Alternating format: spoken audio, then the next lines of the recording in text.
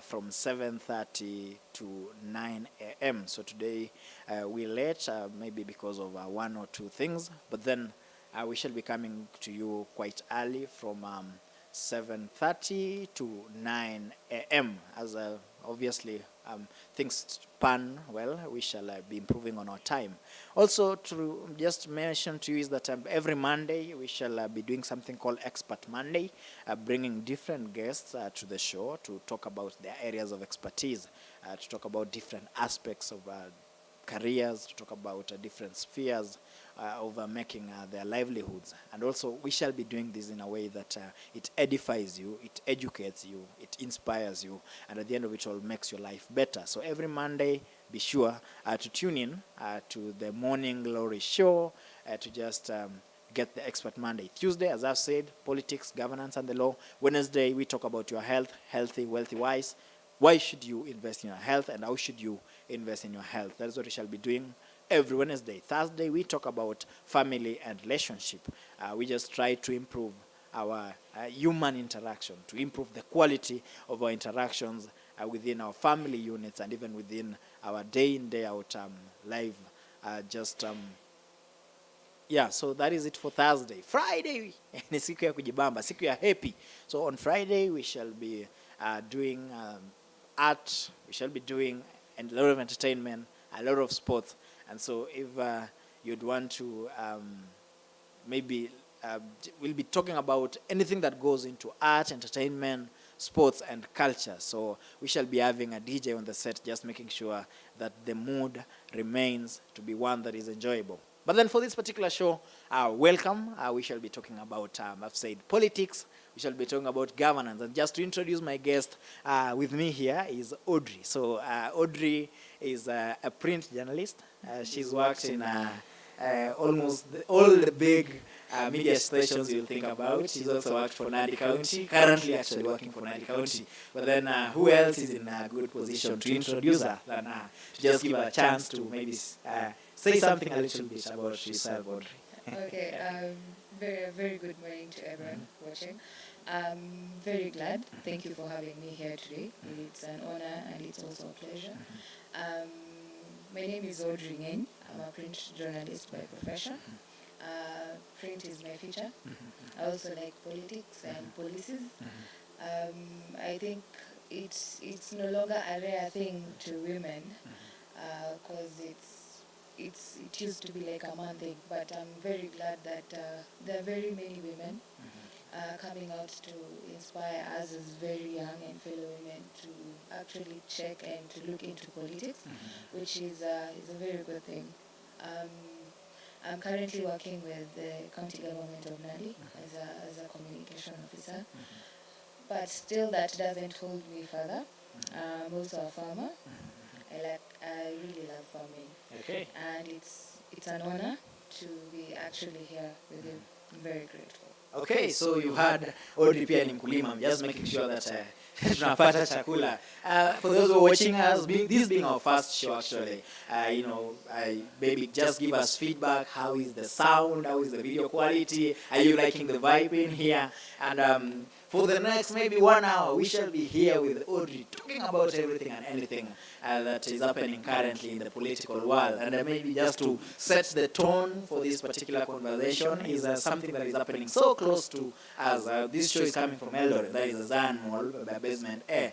There is a place called Dawi Afrique Photography. And so just close to us on my right is Elgeyo Marakwet County. Remember that the Eldoret is found in Uasin Gishu County. So to my right is the Elgeyo Marakwet County, where I think it's now common knowledge that it is now in the public domain that Murkomen, who was the senator for Elgeyo Marakwet, was appointed to be a cabinet secretary.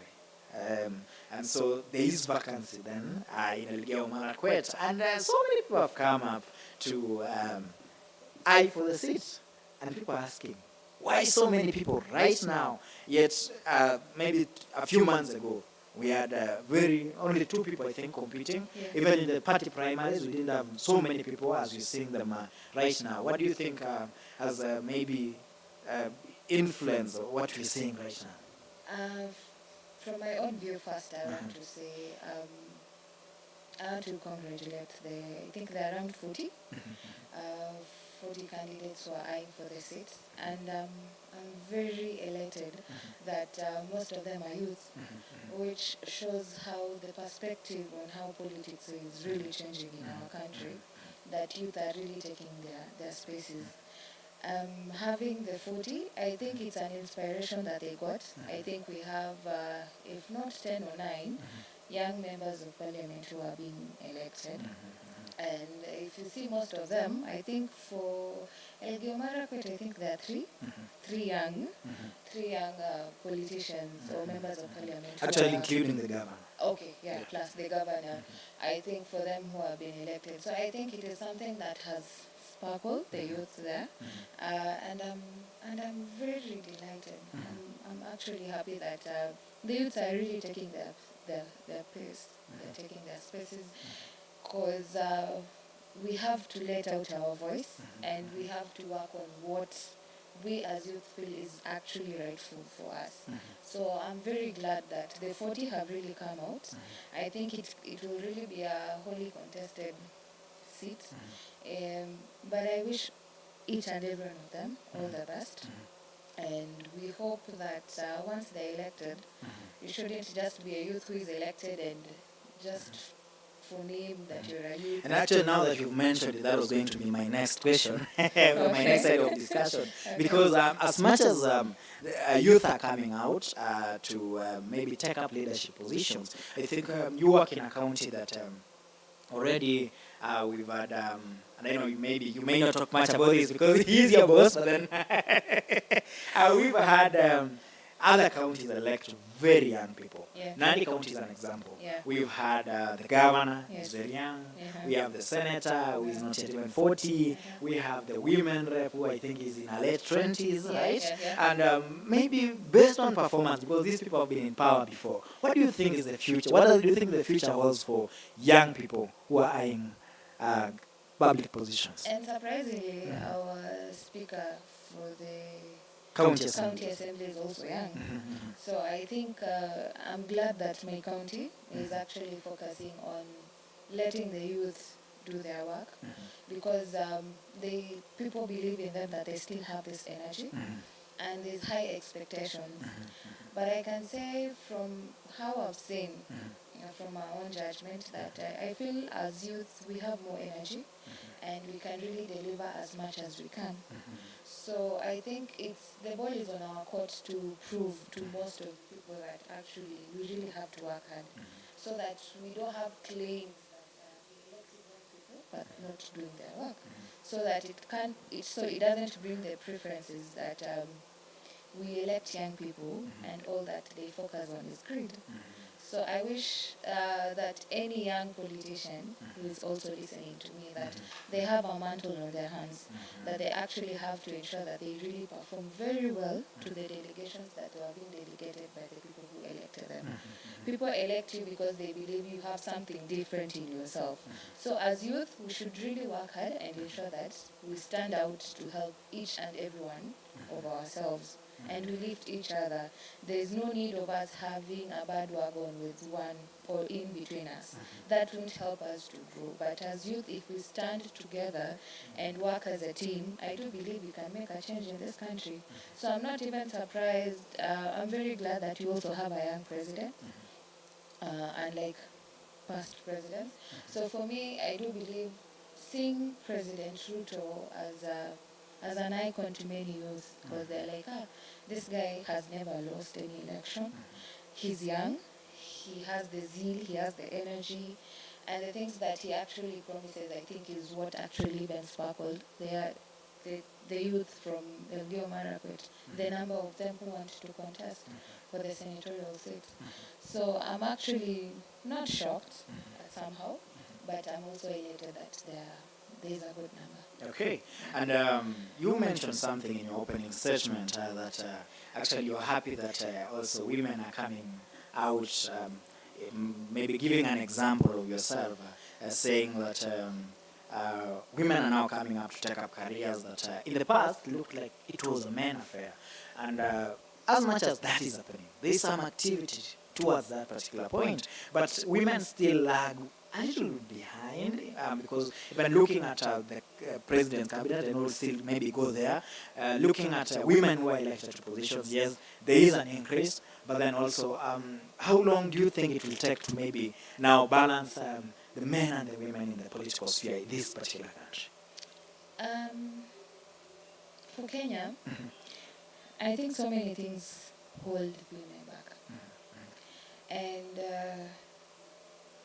at the peak of the elections, when it changed the narrative, this year's politics changed the narrative, whereby we saw people are pushing for women to be vice presidents. And we saw Martha Karua, Justin Omai. For me, I felt like, not in a bad way, but it depends on how us as women come together to support each other. It really speaks a lot. So if I'm a woman or a young girl and I really need that support, do I really get the support from my fellow women? That's the question that we should also ask ourselves as young women. And secondly is, I think the atrocities that comes in with the traditional aspects of our country, whereby there are some things that people look into, like, are you married? Do you have kids? Some of those things are the things that actually let most of the women behind, because it's these traditional atrocities that actually affect us as women. But I do believe, as going forward, I think we should change the ideology. As how technology is also moving fast, I think it should also affect our mindset. How do we think of a specific person? We might have failed Martha, because I think of political affiliations. There are women who are diehards of a specific person. And I asked myself and some of my friends, what if Martha was in UDA? Would she get the support? Would she get the 100% support? Okay, that is a question that remains unanswered. Yes. But then also maybe just as part of your answer, just tell us, because I've seen something to do with people talking about, okay, women should support women, but then should also women be supported? Maybe should women be supported based on merit? I think. Okay. Yeah, I think they should be supported on merit. It depends on what you have to offer. How is your how are you carrying yourself? Okay, what expertise do you have? Okay, what is this special thing that you have that can actually attract many people to the ideologies that you really have? So for me, I really do feel that it's an opportunity for women to also take the mantle. How do you present yourself? It really says a lot, because if you really need to be supported, your ideologies and your behavior. There's this common thing that it usually applies back when I was in high school. So people, when you'd go for this symposiums or contest tests, so they'll say, we're trying to look something in a girl. Do you have brains? Do you have behavior? I've forgotten the other B. It's brains, beauty, and behavior. Okay, brains, beauty, and behavior. Yeah. Okay. Do you have the 3 Bs? So if you have, I think those are also the aspects that people actually see. But for me, most importantly, someone might lack beauty, but they're very sharp. Okay, then somebody say beauty maybe lies in the eyes of the beholder. But, okay. So maybe the definition of beauty would be relative from one person to the other. Yeah, but you can find someone who has all the 3, and it actually attracts someone. Yeah. Okay, so for those who are maybe watching us, just give us feedback. We are here with Audrey. She's actually making some very important points, just saying that women should not just be elected because they are women, or maybe youth be given positions because they are just youth. Actually, you should be fit at the position that you're being given, that if you are given a shoe, then make sure that you fit in quite well. Remember, we're coming live from Dawi Africa Photography. This is a photography or a production house rather, based in Eldoret town. For any, or in case you have anything that you would want that goes into production, then consider Dawi Africa Photography. The other partner is Very Nice Media. Very Nice Media is in events and communication, so if you need anything that goes into maybe events planning and entertainment, then you may consider looking for Very Nice Media. We move on to other things. Today we expect maybe there's been a supremacy battle between I don't know now how to put it. Maybe say Kenya Kwanza and Azimio, because we don't know yet who is the minority and who is the majority. So we expect a lot of supremacy battle today at Parliament. And maybe, what do you think? What do you make of it? It's a tough one, considering like how the previous were being held for the Senate, whereby the Azimio decided to storm out because they felt like they were not given a chance or they were not listened to. I won't be surprised for happening the same, but as we go to legally, according to the Constitution, Azimio have the numbers. That is because the agreement that they signed. You remember there was this time during, before we actually went to election, before actually Bunge was being broken, people are having to pass the motions for coalitions. So before we have, there's a pre-coalition agreement and then there's this after. So according to the Constitution, I think Azimios have the number. That is legally, according to the Constitution. But since we've had the moves that were being made by several parties like UDM, PA, and Maendeleo Chap Chap, that they later joined Ruto after Post-elections, actually. I do believe Kenya Kwanza might have a number. But the best person to advise on this aspect is actually the Registrar of Political Parties. I really don't think it's the Speaker of the National Assembly, but the Registrar of Political Parties. But if they're going for a voting today, the vote can actually bring out something different. Because according to Kenya Kwanza, according to the post... But then actually, I think there is a law that says that if you want to shift maybe coalitions, then you have to do it 90 days after the election, right?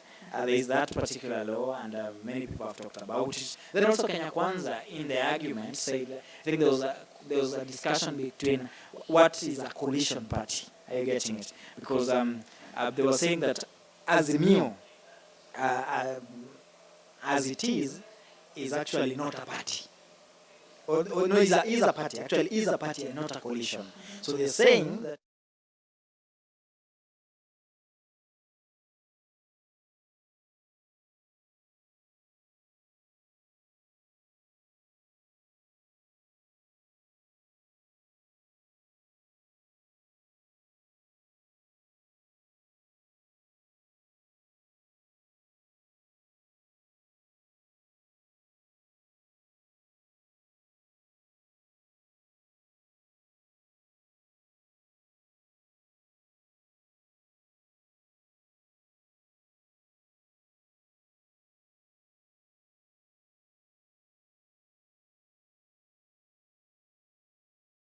things.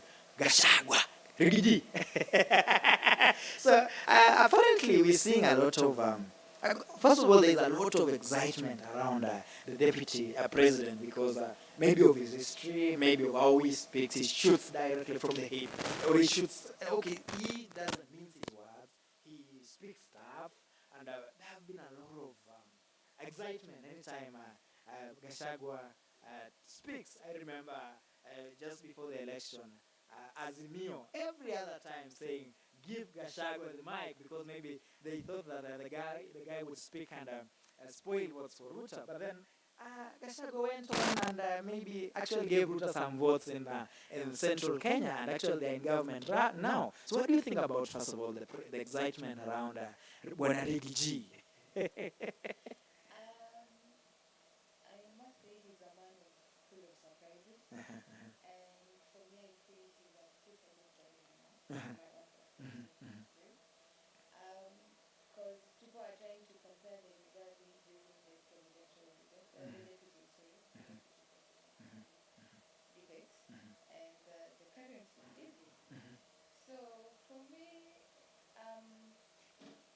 good, he's okay.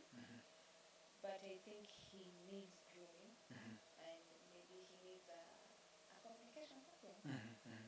Of course, I have to butcher it in terms of the way we do.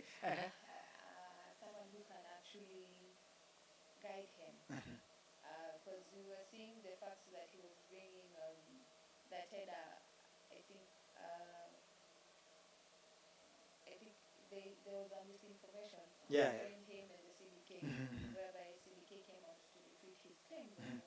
It has actually happened twice. I think a few days ago, the deputy president said that he gave us a statement to the effect that when they took over power, the treasury had only maybe 93 million.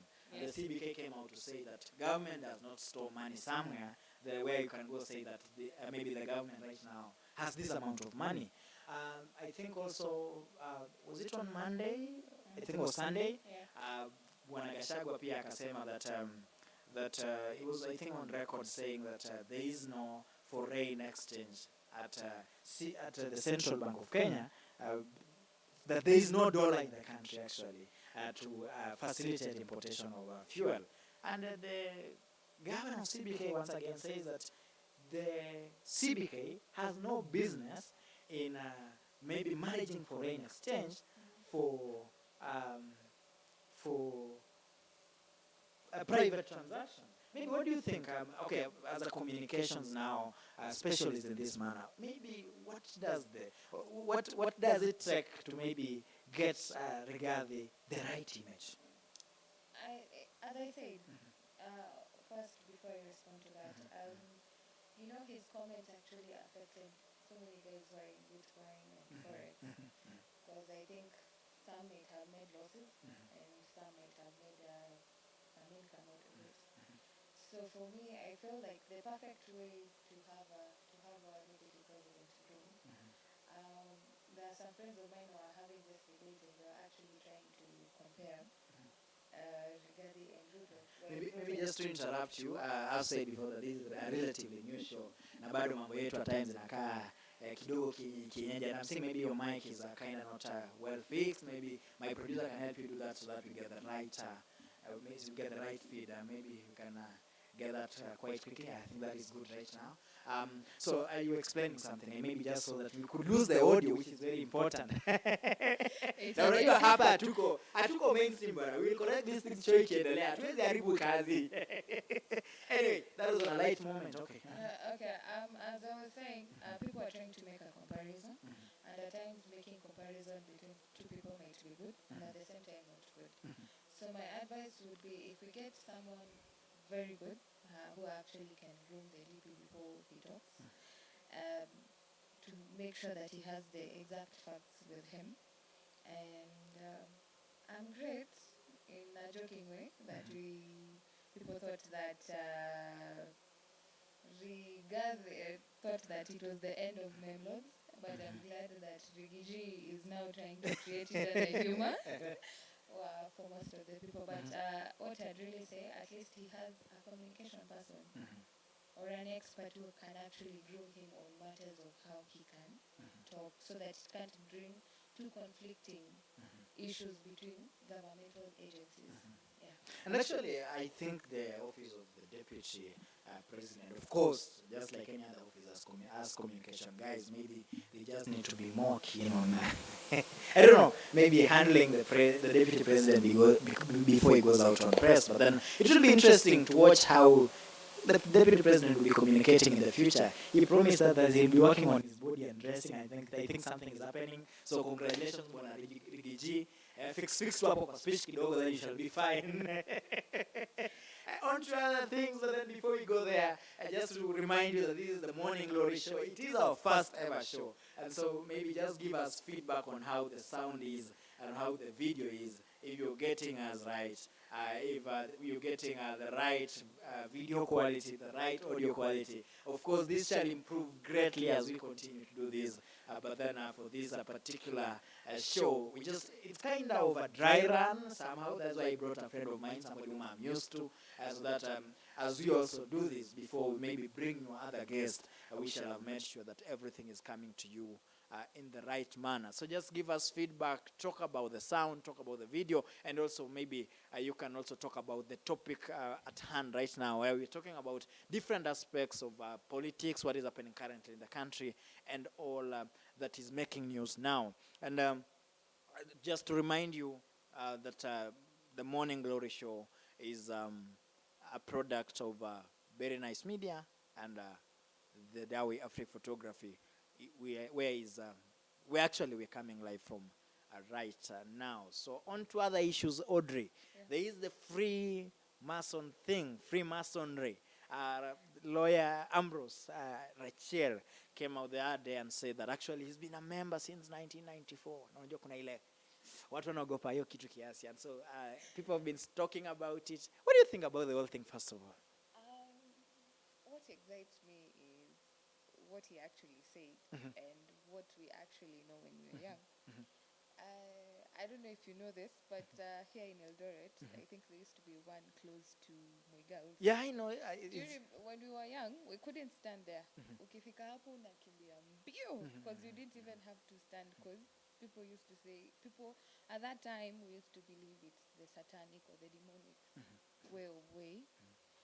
I think because that's how we learned when we were young. But now, venye amekuja, and then he brought something different. Actually now, I think that's why it sparked so many conversations that were really going on. Because trying to look at it ideologically when you are young and now what you're currently seeing is too different. Of course, he didn't say everything as expected. Maybe it was kind of secretive. Yeah. So I think there's some secrets that they couldn't share. Secondly, what really didn't get me by surprise, rafiki yako siye unayemdhania, sindio? So you can imagine his fellow counterpart, Otiende Omolo, was distancing himself. They actually have a law firm together. Yeah. So I wasn't surprised for him and also family members distancing themselves from such comments. I think it happens in Kenya anytime. You don't have a friend to last, so I don't know even if your friends are Kingia mahali unasema, long hey, you go in alone, please. Yeah. But for one thing, I was actually seeing, there was a video going around, and people were actually questioning if the late former president was part of it. I think there was a video that was circulating on Facebook showing how Moi once received guys from the Freemason. So I think why people are distancing themselves is because Kenya is known to be a religious country. And maybe just to interrupt you before we go there, Yeah. there are a few things he said. He said that Freemasonry is not and has nothing to do with religion, right? Another thing he said No, is... actually, he said there are members who are Christians. Okay, and there are members who are also Muslims, exactly, who are part of the Freemason. So what brings in the question to most people is, so what is Freemason? Is it, it's not what we used to think before. Is it, we used to think like it's not the satanic or the demonic of what we used to believe. Or maybe it's a different way to believe in God or something. So I think that's where the question comes in, where people now have this confusion. So actually, what is Freemason? Even though I think what I really feel is the question that is not getting out the answer correctly. So I think people are also in need of that, more answers from him, what actually Freemason means. And maybe not more answers from him, rather. Or I think somebody would ask, because I'm sure that having been there since 1994, he said actually he's in a very, very senior, because he actually said there were ranks and all that. He said he's actually a very senior member. And so people are just asking, maybe when he says he's a senior member, it means that he knows what to say and what what not to say. But for the first time also, he's coming out to say these things since 1994. And somebody was saying, ni kama economy imekuwa ngumu mpaka Freemason pia wameamua kufanya PR kidogo. Are they trying to open up maybe with hope that more people join in or something? I don't know. What do you think? I also don't know, because from my end, I really think it's also a bit hard. Because the perspective of what I heard about Freemason is actually different from what he brought in. So it tries to question someone's perspective. We actually don't know. I think he's the only one knows, or maybe a few members from whom they are with might be in a position someday to explain everything that we really feel that we really need to know. Yeah. And just to take this conversation further, there was I think his name is Mumia. I think Harrison Mumia, who happens to be the president of the Atheists in Kenya Society. Yeah. Yeah. So this guy actually at some point lost his job. I think he was working for CBK. The CBK, yeah. Then he lost his job because of coming out and saying he's atheist. I think also somehow he tried to apply for a job, I think, at Kenya Airways, and he didn't get it. He believes that if merit to be a thing, then he should actually have gotten the job. What do you think is the future holds for Rachel after he has come out and said clearly that maybe he's a member, and all of a sudden we have Gor Mahia saying, okay, you are in alone, or Tienda Molo saying you are in alone? Do you think it may maybe affect his social life and also maybe his career? One funny thing that I think from how I see, one, he's gotten the publicity, he's gotten all the attention. Of course, it might affect his business, but at least it's a name that won't be forgotten, because at least the media has captured, and it has now created a conversation that is going on, and it might as well boost his business as a lawyer, and at the same time it may make him lose. But at the end of it all, it is something that it's a process of learning. We're also learning. I can say it has brought in conversation that people are now questioning what they used to believe when they were young, and what is actually bringing it forward. So I think if I was a researcher, I would really take in as something that I would really research on, try to find out more about this Freemason. Maybe the analysis that I might get might give people answers. So I can see it as an all-round thing. It provides an area of environment that people can actually hold a discussion on. But secondly, I'd wish that as going forward, you can't use religion to detect someone's character or their merit. You might be very good, but I think we shouldn't be judged based on religion. As far as you do your work, you do it diligently, and you ensure that you meet all the qualifications that is needed. But as a religious state, I may not be surprised. But going forward, my view would be we shouldn't judge people based on their religion. It depends on how they are being brought up and how they feel. But I think according to the African values and religion, I see that it would be very hard for such people to progress, because on how we've grown as a country based on these values. Yeah. And maybe just to tie this to that, you've seen the president there was asked about LGBTQ. Also, we've had people talk about atheists and things that came in with technology, and things that came in with the wazungu somehow, right? Yeah. And we're seeing them increasing. The president said at that time that it is an issue. An interview of the president 10 years ago also showed that maybe LGBTQ is an issue in this country. But what do you think will happen maybe in the future? Do you think it will reach a time that the now very conservative society will open up to such discussions? With Ruto in the presidency? No, okay, maybe not with Ruto as the president, because somebody said, I think State House itakuwa kanisa. But what do you think? No, I'm not meaning that State House will be kanisa. We are Africans and we have values. So you'd find out that most people do believe that we don't value such. For me, I really feel this is a very sensitive conversation. And I may not be in a position to make any comment, most importantly to the LGTB. But okay, maybe just in general, what do you think about our society? It's really changing, and so many things are happening. So for me, I can't judge. I can't foresee how it will go. Consider it also depends with the presidency. You see, because I don't. Okay, I think the former president was there. It wasn't that hard and strict, but you see, they went to court and there was nothing. I'm sure you saw that the Kenya Film Classification Board banned the movie that was actually in support of LGTB. So that shows that maybe in this next 5 years it won't be easy from people from such community. But from my aspect, we shouldn't judge.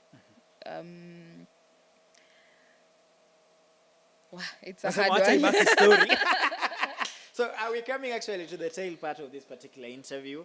We're almost coming to the end of it. But then maybe before we close, we want to talk about the state of economy. The state of economy, manze. Because I don't know.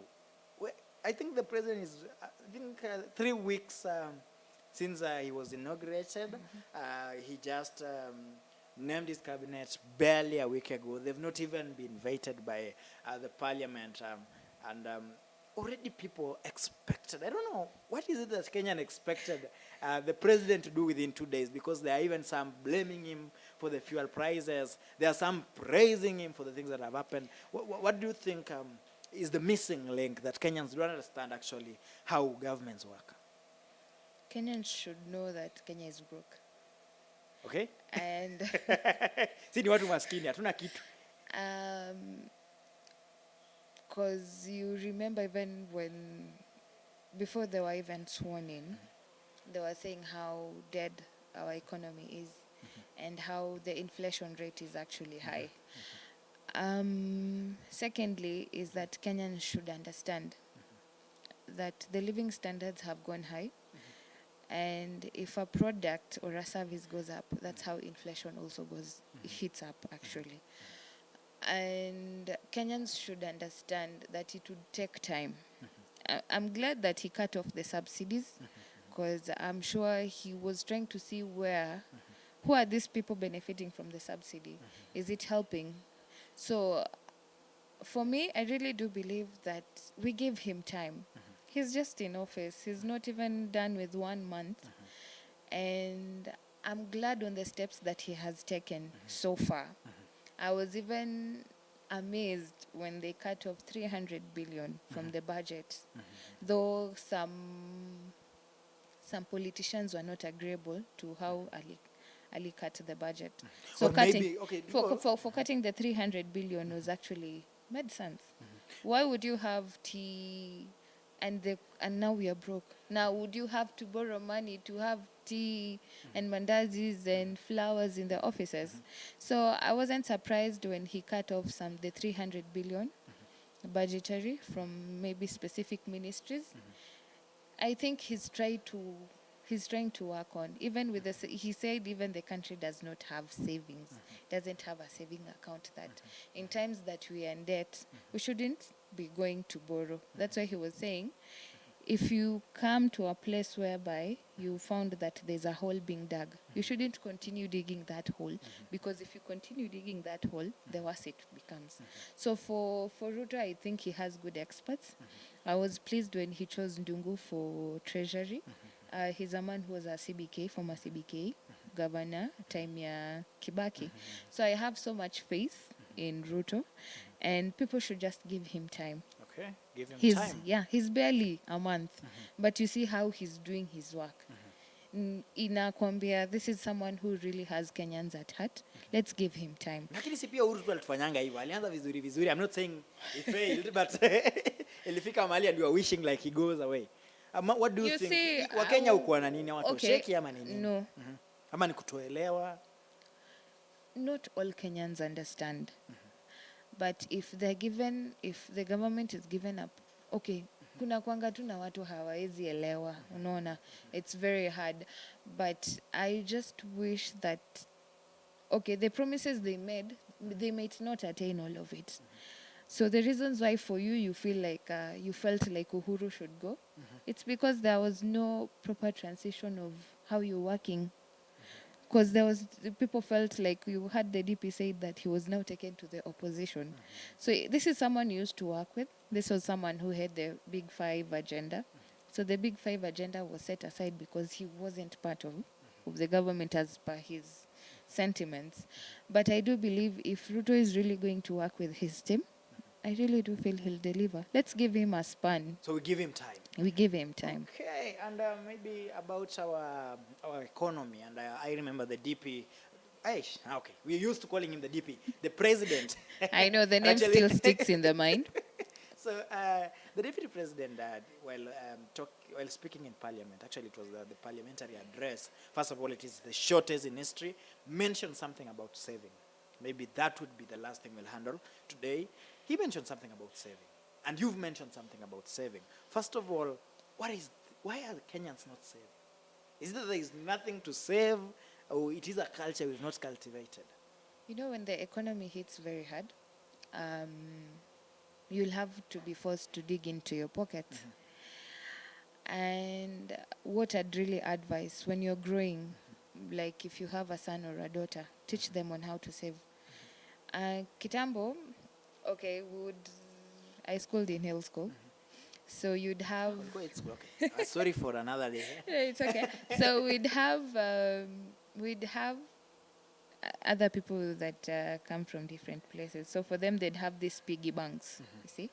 So for them, they'd save, like every coin they make a change, unaeka. So I think it basically starts from a person. Teach your kids on how to save. So even when Ruto was saying that Kenya does not have savings, that's why you found out that the government would borrow and borrow and borrow and borrow. Because if there was savings, that's something that would be used to pay the 500 billion pending bills. And I'm sure the 300 billion shillings that were being cut off can actually be used to pay off these pending bills, so that it at least it now opens up now the economy of the country. So I gladly support when he says that now as a country we really need to have savings. But I hope he's not going to use the NSSF savings. Okay, NSF is a whole other story. I think we shall be talking about that in the future. Yeah. We shall also maybe be talking about the saving culture going forward. Of course, maybe not tying it to politics, but then for the purpose of this particular show, maybe it's just to give you a chance to maybe give your closing remarks and maybe just say something about everything we've may probably discussed this morning. There's one thing that is still eating my mind, and I'd wish the Kenya Kwanza government can explain to us, is about the GMO. How I'd really want to understand why it was being banned for the last 10 years. And why are they allowing it back? Is it a solution to the drought that we are having? That is one. Two, is it going to increase our food production? Okay, how is it going to help us in matters of health? Have they done more scientific research? Or is it because this is something that is being pushed by the US or the Americans so that they can bring in the fertilizers? So that, is it something to do with money pocket friendly to some people? Or is it something that is really going to help? Have they checked? The key thing is the health factor. Because if you're saying it is meant to improve the food production of the country, how about the health? I think they should just give us a reason as to why they were banned for 12 years, the 10 years, and then why are they bringing it back? Is there a way that they have improved that won't have any effect on health? And then how is it going to help the food production in our country? Depending on the different climatic conditions that we've had is different. Yeah. Yeah, that will be interesting to get information about, because actually nothing has changed in the country about GMOs. No new policies, no nothing. All of a sudden, yesterday the cabinet declares that now GMO is legal in Kenya. At some point, World WHO said that yes, GMO is okay. It has no problem, but it will take the government to do check product by product, or maybe crop by crop. And we live in a country that maybe we dropped guard before on things that really mattered about our health. You remember the scandal about the KEMSA drug scandal. You remember there was something about what else? I think this is a country that everything ends up being scandalous, even about the subsidies that we've talked about. And so it will actually be interesting to look at how this thing will pan out, because okay, kusema tu kweli Kenya tunaanzanga vizuri, tunaanzanga na roho, alafu inafika mahali tunaongeza mwili. I think we're coming to the tail part of this particular interview. Just to remind our viewers is that this show will be coming to you every 7:30 to 9 a.m. Actually, today we came a little bit late because this is our first show. We're just trying to check the mics. We're just trying to check the lighting. We are checking the sound, the video, and everything. But then over time, of course, we shall get better. Hope you've left a few remarks for us and a few comments about the topics. We shall be responding to them. We shall in future also create mechanism whereby we can read your opinions or maybe your comments and get back to you. About tomorrow, we shall be discussing investing in your health. We shall be having a doctor with us on the show, and so we look forward to meeting you tomorrow. This is the Morning Glory Show, brought to you by Dawi Afrique Photography and Very Nice Media. Till next time, my name is Koech Kalia, and my panelist has been Audrey Ngeny. See you.